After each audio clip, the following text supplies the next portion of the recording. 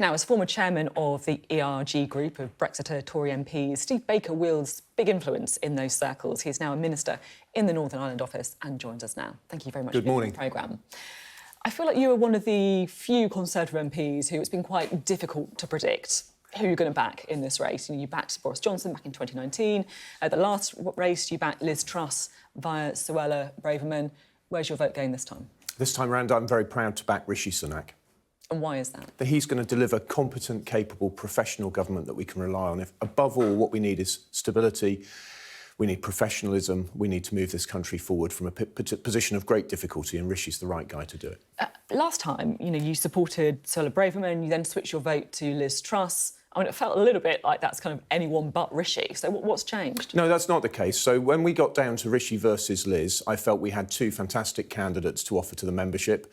I was backing Liz because that was the choice which Suella and the Eurosceptics made. I was proud to back Liz.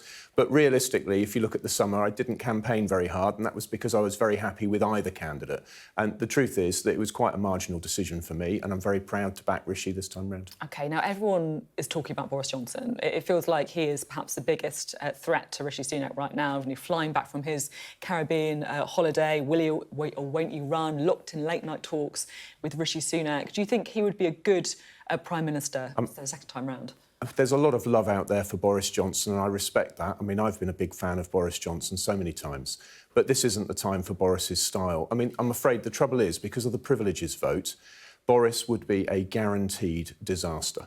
There's going to be a vote before the House of Commons on this issue of privileges, whether he deliberately misled the House. In that vote, it's guaranteed there'll be a large number of Conservatives who will refuse, as they see it, to lay down their integrity to save him.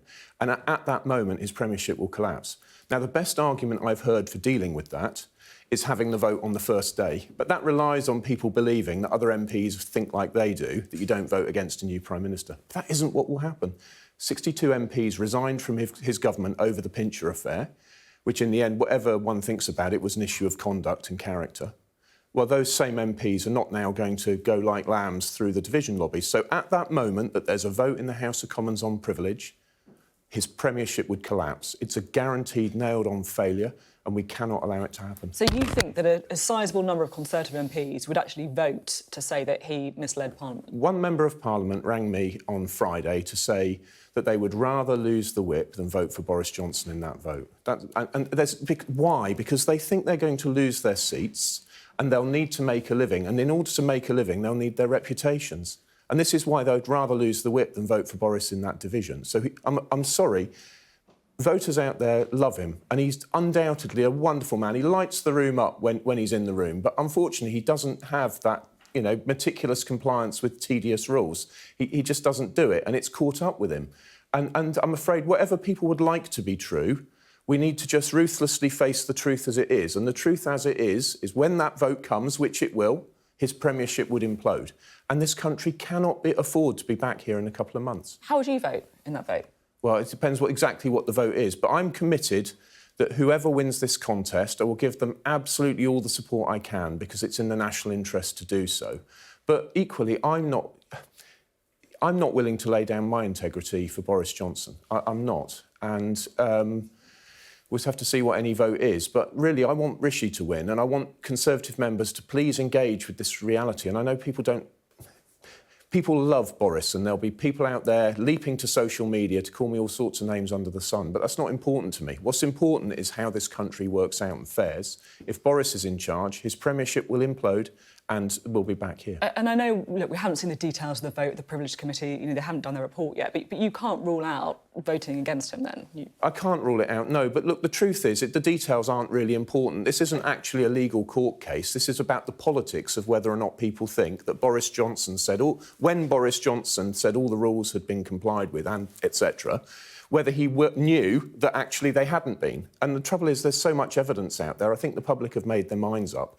And apart from anything else, it's just too easy for his opponents, the Labour Party, the SNP, to absolutely make hay over this. And in those circumstances, when everybody's inboxes are filling up, when the evidence can be seen by everyone, it's just inconceivable that those members of Parliament will support Boris.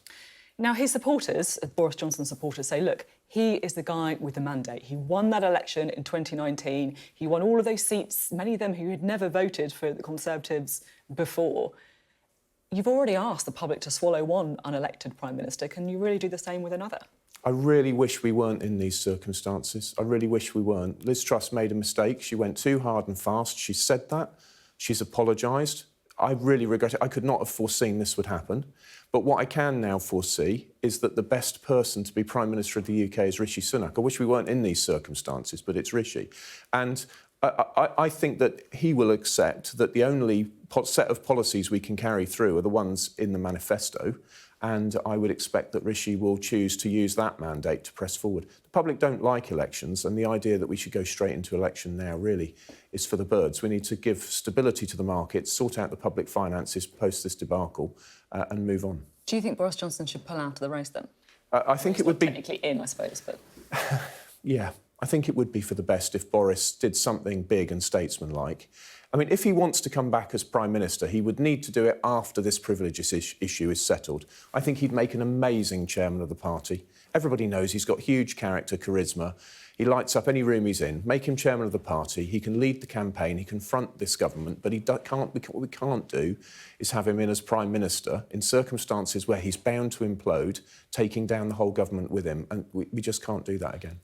We know, of course, that Boris Johnson and Rishi Sunak held talks last night. So far, everyone's been very tight-lipped about what those talks actually were about. I don't suppose you've got any intelligence for us? Or? No, I haven't, no. So that would obviously be very big news. And at the moment, until I've come on your programme, I'm not on the campaign. So, you know, I haven't been briefed. But I have spoken to Rishi several times, and I'm confident he'll want to make sure he really does unite the party. And that's why, for example, Simon Hoare and I, on the other end of the spectrum on Brexit, he and I have written an article, should be out as we're speaking, saying that we're coming together behind Rishi and that we both agree that the current policy on the Northern Ireland Protocol must be continued.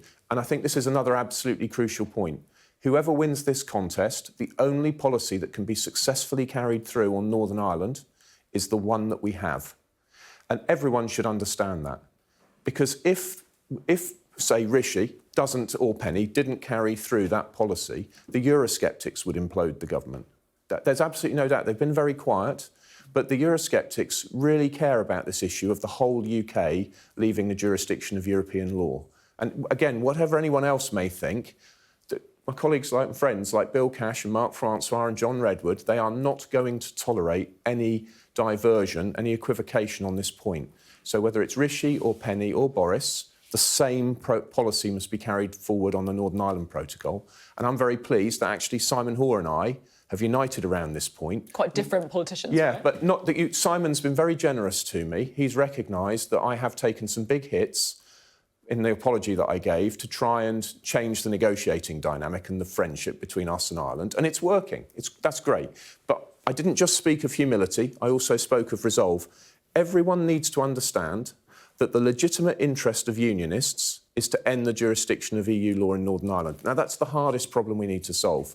But we will not have devolved government in Northern Ireland until it's done. That means we won't be celebrating the 25th anniversary of the Belfast Good Friday Agreement. This is big stuff. And everyone involved needs to understand we can offer both friendship and humility, we can make apologies where they're needed, but in the end, we've got to end the jurisdiction of EU law in Northern Ireland. Have you had any assurances from Rishi Sunak that he is going to follow through on what you want to see? Yes, I have. I've spoken to him, I think, 3 times in the last 24 hours, and I'm absolutely not concerned that Rishi will follow through. As he said in public during the summer campaign, he will follow through on the current policy. But again, no one should be in doubt about this. If Simon Hoare and I can agree that the current policy needs to be carried forwards, then the EU, and I hope they'll hear me, the EU should understand there's not going to be a change of policy. You say that if he doesn't, then the Eurosceptics will effectively, implode. Well, yeah, and this is me just observing. I mean, people should look at recent history and understand that in similar circumstances, the same effect will happen. We know what a Boris Johnson government will be like. We know how members of Parliament will vote if when the privileges issue comes up. And we know how Eurosceptics will respond if they feel betrayed over the Northern Ireland Protocol. We just know how they will. And this is not an issue for me. I don't ever want to be any part of any kind of rebellion ever again. I've done enough of that for 7 years. You've done quite a lot of it. But the point is, what I'm trying to do this morning, I have done a lot, I'm afraid. But what I'm trying to reflect on here is that, irrespective of what I think, those Eurosceptic colleagues who I know and love like brothers and sisters, they will absolutely not tolerate any divergence from what we've said we're going to do. And again, look at the recent past. Again, it doesn't matter whether people like it or not. They will do what they will do, and that is they will bring down any Prime Minister who doesn't deliver on this issue. Now, I've got to ask, Liz Truss has been the shortest-serving Prime Minister ever. You know, we've had an entire budget jumped. Yeah.